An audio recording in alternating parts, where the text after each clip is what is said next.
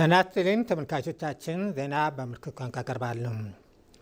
መላው ኢትዮጵያውያን በሂደቱ በንቃት እያሳተፈ የመጣው አገራዊ የምክክር ጉባኤ የፖለቲካ ፓርቲዎች ጨምሮ የተለያዩ የፖለቲካ አመለካከት ያላቸው ኢትዮጵያውያን የሂደቱ ተሳታፊ ማድረግ ችሏል። ቀደም ሲል በሂደቱ ያልነበሩ ጥቂት የፖለቲካ ፓርቲዎች አሁን ላይ የአገራዊ ምክክር ጉባኤ ተሳታፊ ሆነዋል። በዚህ ታሪካዊ የመድረክ በምክክር አዳራሹ የተገኙ ተመካካሪዎች ሲሆኑ ከአዳራሹ ውጭ ያሉ በርካታ ዜጎች ልዩነቶችን በሰለጠነ ውይይት መፍታት፣ አንድነቷና ሉዓላዊነቷ የተጠበቀች ኢትዮጵያን ከሀገራዊ ምክክሩ ይጠብቃሉ። ኮሚሽኑም ከስራ ሂደት በየቀኑ ለሕዝብ ይፋ ማድረግ እንዳለበትና የሚዲያ ተቋማትም እውነተኛና የተረጋገጠ መረጃዎችን ብቻ ለህብረተሰብ ማድረስ ይጠበቅባቸዋል ተብሏል።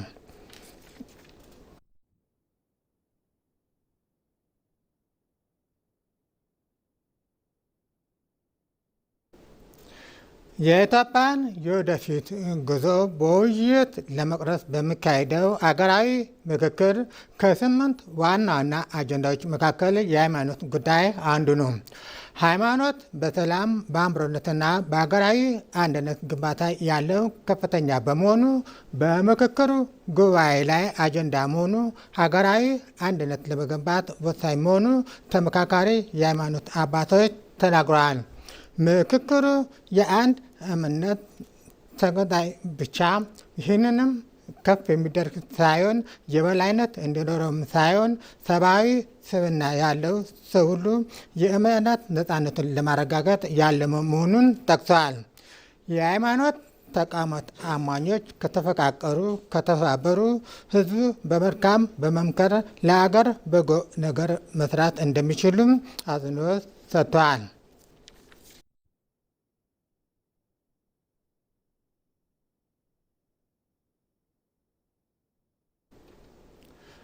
የኢትዮጵያ አገራዊ ምክክር ኮሚሽን ገለልተኛና አሳታፊ በሆነ መልኩ የጀመረው ታሪካዊ የምክክር ሂደት አንድ ሳምንት አስቆጥሯል። የምክክር ሂደቱ ህብረ ቀለማዊ ብዝሃነት በሚያጎላ መልኩ የተዋቀረ በመሆኑ እያንዳንዱ የህዝብ ድምፅ እንዲሰማና አመለካከቱ እንዲጸባረቅ ሰፊ እድል ፈጥሯል።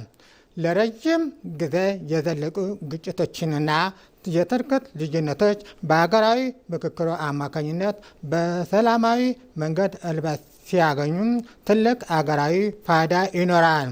አጨቃጫቂ ጉዳዮች የጋራ መፍትሄ አግኝተው እንደ ማህበረሰብ መተማመን እና መረጋጋት ይሰፍናል ተብሏል።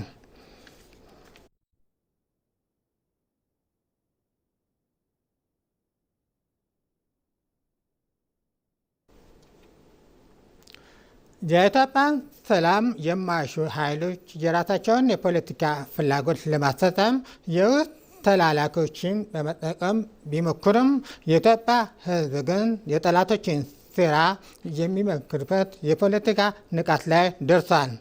ኢትዮጵያም ዛሬም ከፈተናዎቿ እየተሻገረች ነገዋን እያጠናች ትገኛለች። የፖለቲካ ስልጣንን በኃይል ለማቆየት አገርን በደም ሲያርስ የቆየው ህገወጡ የህወሓት ቡድን የራሱ የሆነ ፖለቲካዊ ቁመናመነ ዓላማ የሌለው የጥፋት ሴራ ብቻ የተቀመጠ ደካማ ስስም በሆኑ በተግባር ያረጋገጠ ሆናል። ይህ የጥፋት ቡድን አሁን ደግሞ የውድቀቱ መጨረሻ እርከን በማሳየት የፖለቲካ ድርጅነት ወደ ህገወጥ የሰው አዘዋዋሪነት ወርዷል።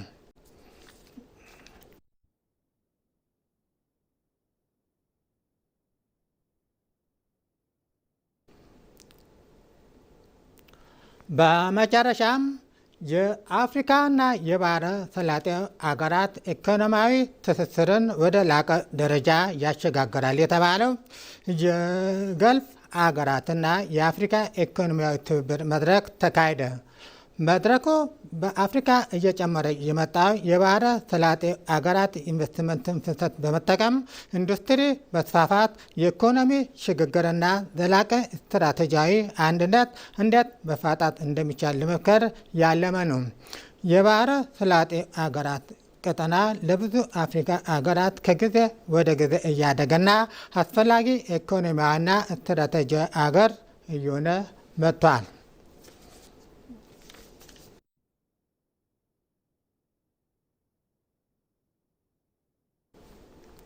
ዜናው አበቃ። ከቀሪ ፕሮግራሞቻችን ጋር መልካም ቆይታ